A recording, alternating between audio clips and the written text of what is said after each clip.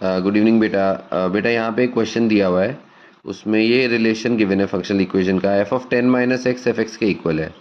और आपको क्या निकालना है, 0 से 10 इंटीग्रल 0 से 10 एफ एक्स डी एक्स निकालना है। और एक और चीज़ गिवन है कि इंटीग्रल 0 से 5 एफ एक्स डी एक्स की वैल्यू 7 है, ये भी गिवन है। हाँ, इंटीग्रल 0 से 5 एफ एक्स डी एक्स की वैल्यू 7। तो सबसे पहले हम क्या करते हैं, इसकी तो ज़रूरत नहीं है। सबसे पहले हम क्या करते हैं, इसी इक्वेशन में, फंक्शनल इक्वेशन में एक्स की जगह एक्स प्लस 5 रिप्लेस करते हैं। तो उससे क्या आता है, F of 5 minus x F of 5 plus x के इक्वल आ जाता है। तो अगर F of 5 minus x F of 5 plus x के इक्वल है, तो इससे हमने क्या कंक्लूड किया कि ग्राफ जो है वो सिमेट्रिक होगा about the line X is equal to 5। ठीक है, तो जैसे ये वाई एक्सिस है, ये एक्स एक्सिस है, यहाँ पे आपने एक वर्टिकल लाइन बनाई एक्स इज इक्वल टू 5 इस तरह से। तो जैसा ग्राफ 0 से 5 में बनेगा, सेम वैसा ही ग्राफ 5 से 10 में भी बनेगा, क्योंकि ये उस रिलेशन से हमने कंक्लूड किया। अब 0 से 5 एफ एक्स डी एक्स की वैल्यू हमें 7 दी है, इसका मतलब फंक्शन और एक्स एक्सिस के बीच में जो बाउंडेड एरिया है 0 से 5 के बीच में, वो एरिया 7 है।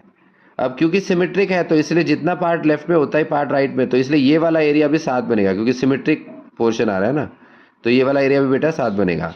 अब पूछा क्या है आपसे, तो पूछा है 0 से 10 एफ एक्स डी एक्स, तो उसके लिए हम स्प्लिट करके लिख सकते हैं 0 से 5 और 5 से 10। और अभी हमने देखा 0 से 5 की वैल्यू 7 गिवन थी, और ये सिमेट्रिक की वजह से 5 से 10 का भी एरिया 7 आ गया।